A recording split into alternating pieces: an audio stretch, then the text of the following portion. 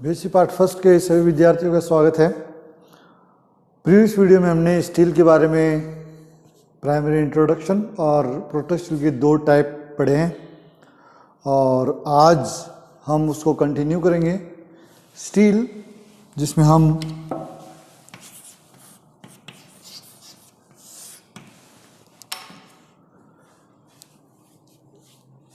Basically introduction की जहाँ तक बात थी उसमें हमने बताया कि what is stele, it is a pillar like structure और फिर इसके दो टाइप प्रोटेक्ट स्टील और siphonostele and then protostele के बारे में बात की जिसमें हमने दो बेसिक टाइप पढ़ लिए थे। इसमें पहला था हैप्लो स्टील और दूसरा था एक्टिनो स्टील और अब हम इसके तीसरे भाग की बात करेंगे, मतलब तीसरे पार्ट की बात करेंगे।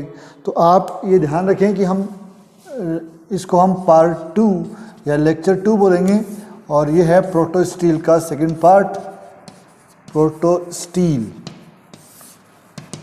इसका हम थर्ड प्रकार पढ़ने वाले हैं, तीसरा प्रकार पढ़ने वाले हैं जो कि है प्लेक्टो स्टील। प्लेक्टो स्टील,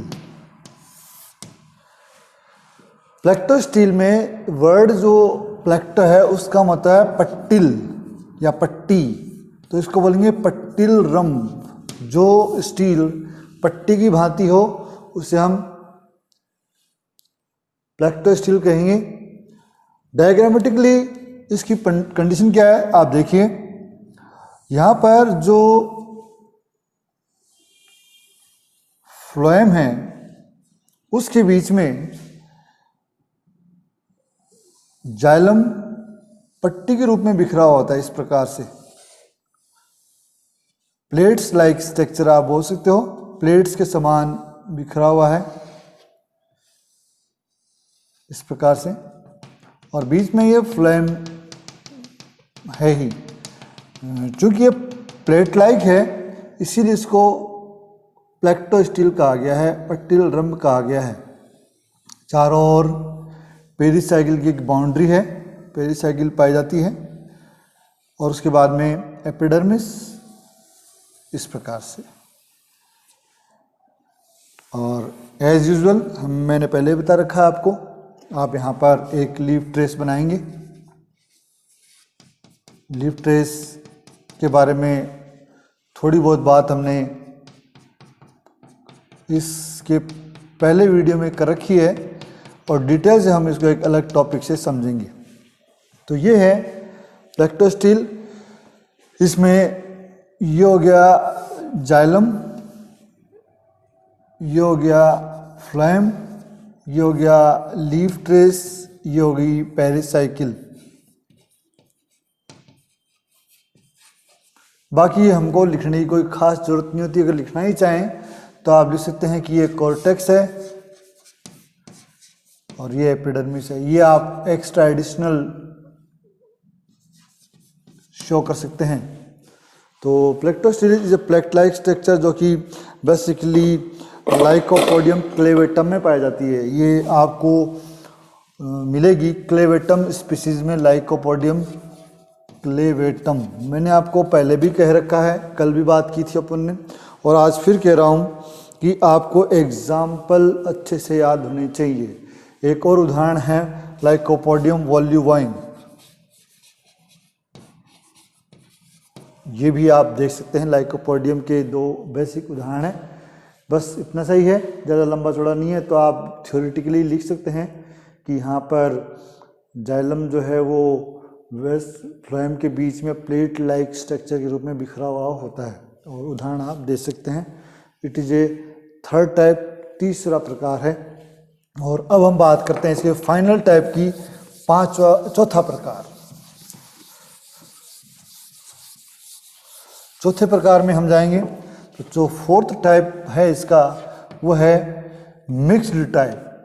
मिक्स्ड टाइप, मिश्रित प्रकार इसको हम कहेंगे। मिक्स्ड टाइप अपने आप में खुद ही डिफाइंड है, मिश्रित रम्ब। मिश्रित रम्ब, तो देखिए सपोज दैट कि ये पेरिसाइकिल की बाउंड्री और ये हम एक बार इसको फ्लोएम मान लें, और यहाँ पर वेस्कुलर बंडल इस प्रकार से बिखरे हुए होते हैं।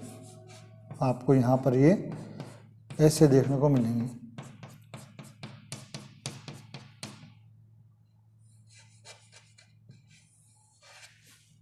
ये लीफ ट्रेस एंडोडर्मिस आप बना सकते हैं, या इसको आप पेरिसाइकिल मान सकते हैं।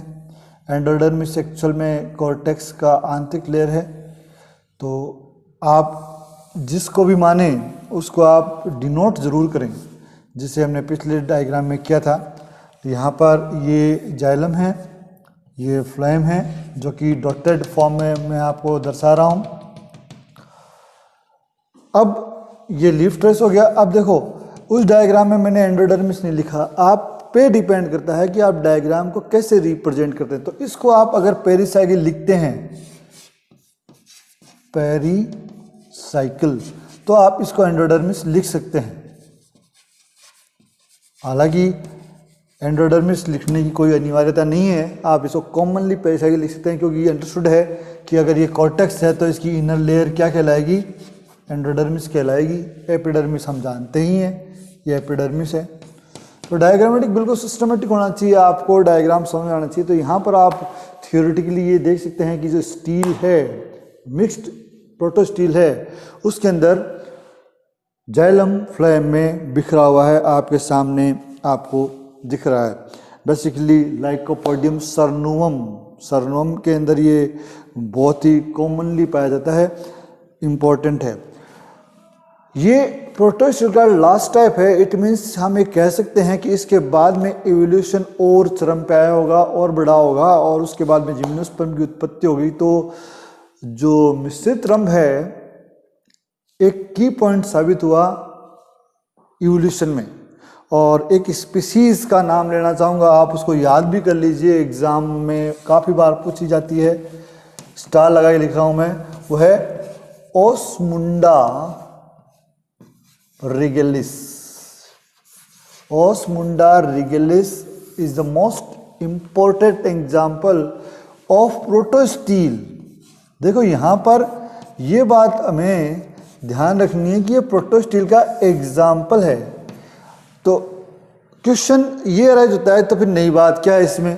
प्रोटोस्टील के उदाहरण तो हमने बहुत सारे पढ़े, ये एकमात्र ऐसा उदाहरण है इवोल्यूशनरी ट्रेंड्स में, प्रोटोस्टील में, जिसमें प्रोटोस्टील के अंदर पिथ का ओरिजिन हो गया। मतलब पहली बार इसके अंदर पिथ देखा गया। तो इस प्रकार के टाइप में बीच में, अब इस डायग्राम को आप मिक्स्ड टाइप का ना मानेंगे, आप ओस्मुंडा का मानेंगे, तो आपको यहाँ पर बीच में पिथ की सेल भी दिखने को मिल जाएगी। It is a pith cell, आपको ये पिथ के रूप में नजर आएगी। ठीक है, तो आप देख सकते हैं कि ओस्मुंडा रिगेलिस जो है उसके अंदर पिथ सेल का ओरिजिन शुरू हो गया था, और इसी के साथ साइफिनोस्टील का ओरिजिन शुरू हो गया। तो ये एक टर्निंग पॉइंट रहा प्रोटोस्टील से साइफिनोस्टील के कन्वर्टेशन में। तो ये एग्जाम्पल आप एग्जाम पॉइंट ऑफ व्यू से याद रखें, बड़ा इंपॉर्टेंट एग्जाम्पल रहेगा। अब इसका फर्स्ट टाइप हम फिनिश कर लेते हैं, पहला प्रकार कंप्लीट। अब हम बात करते हैं दूसरे प्रकार की, सेकंड टाइप की। सेकंड टाइप में हम पढ़ेंगे साइफिनोस्टील।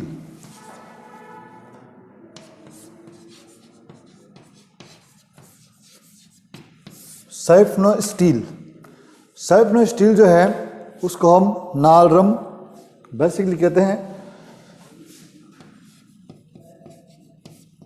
नालरम।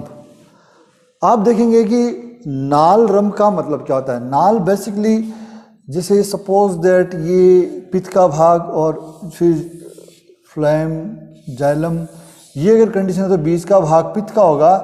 और अकॉर्डिंग टू स्टील डेफिनेशन पित्त स्टील का भाग नहीं है, तो हम इसको क्या कह सकते हैं, नेगोशिएबल, या काउंट नहीं करेंगे। जब काउंट नहीं करेंगे तो ये भाग कैसा हो जाएगा, खोखला माना जाएगा, और इसीलिए इसका नाम क्या पड़ गया, नालरम।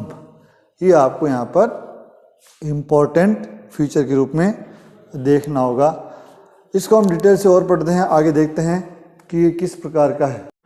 साइफिनो स्टील की जहाँ तक हम बात करें, थोड़ा सा आपको एग्ज़ाम पॉइंट ऑफ व्यू से भी इसको ध्यान रखना होगा, क्योंकि बड़ा इम्पोर्टेंट टॉपिक है। अलग से अगर क्वेश्चन आता है तो आपसे अलग अलग टाइप के क्वेश्चन पूछे जा सकते हैं। बेसिकली अगर हम बात करें साइंटिस्ट जेफरी की, तो जेफरी नामक साइंटिस्ट ने इसको 1910 में 2 भागों में बांटा था।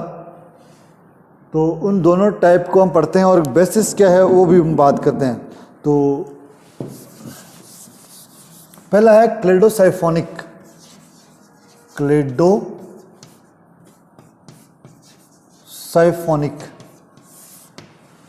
ये इसका पहला सब टाइटल है, क्लेडोसाइफोनिक। फर्स्ट प्रकार है, इसको हम शाखा अंतराल नालीय रम कहते हैं। शाखा अंतराल हिंदी में थोड़ा सा टिपिकल है, शाखा अंतराल नाल रम। देखिए यहाँ पर बहुत ही सीधा सीधा है, मतलब आपको टाइप तो याद करने ही पड़ेंगे। आप इसका पहला टाइप याद कर लीजिए। शाखा अंतराल नाल रम का मतलब हो गया जिसमें लीफ ब्रांच ट्रेस पाया जाए। क्या पाया जाए? ब्रांच ट्रेस पाया जाए। डिटेल से भी जस्ट बात करने वाले ही हैं ट्रेस के बारे में, लेकिन आपको ये अभी देख लेना है कि ऐसा स्टील जिसके अंदर ब्रांच ट्रेस पाया जाए उसे हम शाखा अंतराल या क्लेडोसाइफोनिक साइफिनो स्टील कहते हैं। और दूसरा जो है वह है फाइलोसाइफोनिक। फाइलोसाइफोनिक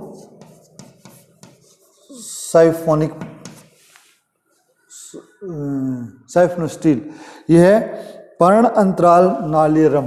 पर्णांतराल नालीय रम या नाल रम। यहाँ भी बहुत ही इजीली अंडरस्टूड है कि यहाँ पर क्या पाए जाएंगे? लीफ ट्रेस पाए जाएंगे। क्या पाए जाएंगे? Leaf trace.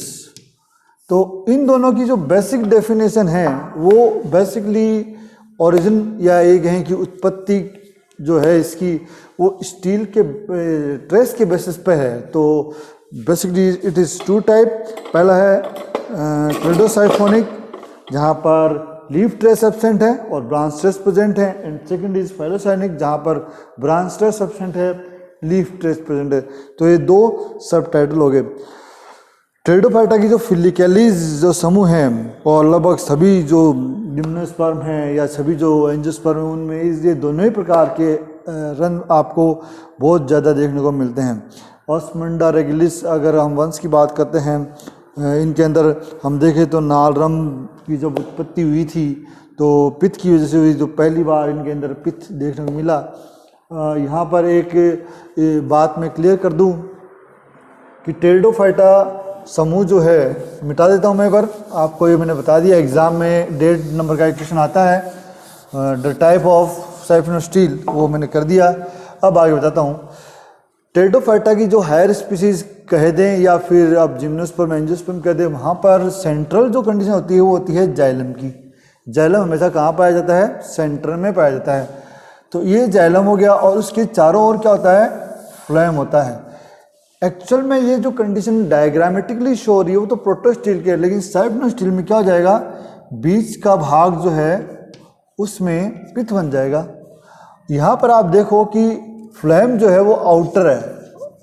कुछ अपवादों को छोड़कर ऑलमोस्ट फ्लेम आउटर ही होता है।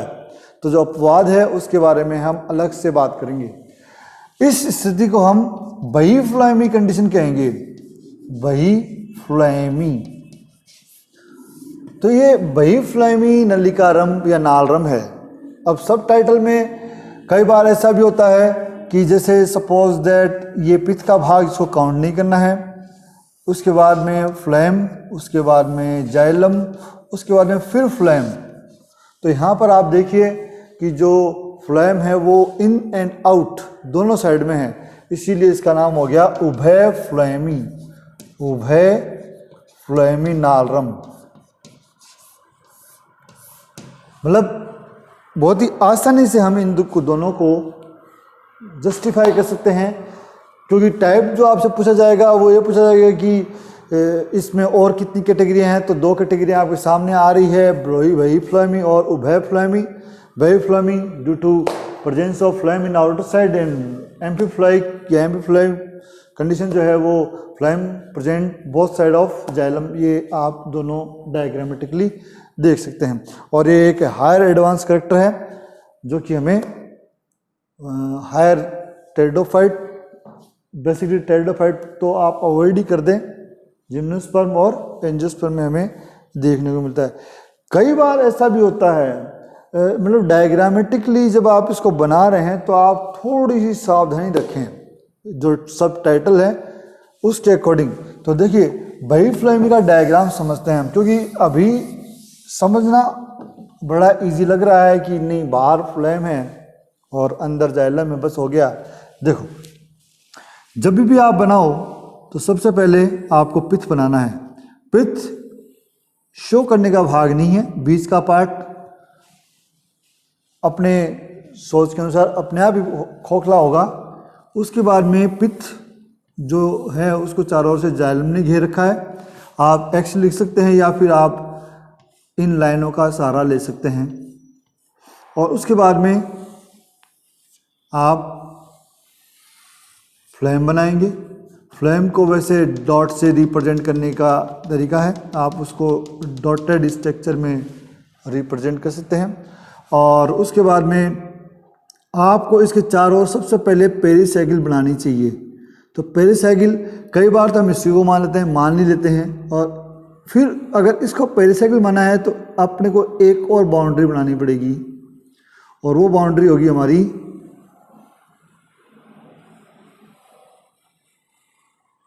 पेरिसाइकिल की, ये एंडोडर्मिस की, ये एंडोडर्मिस और ये पेरिसाइकिल, ये दो स्पष्ट हमें इंडिकेट करने पड़ेंगे। उसके बाद में आप कॉर्टेक्स बनाएंगे।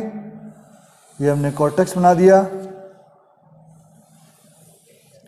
और फर्दर हम इसको और ज़्यादा डेकोरेट कर सकते हैं। लेकिन यहाँ पर हमने लीफ ट्रेस या ब्रांच ट्रेस क्यों नहीं बनाया, क्योंकि हमने पहले ही दो कैटेगरी पढ़ ली, क्लेडोसाइफोनिक और फाइलोसाइफोनिक।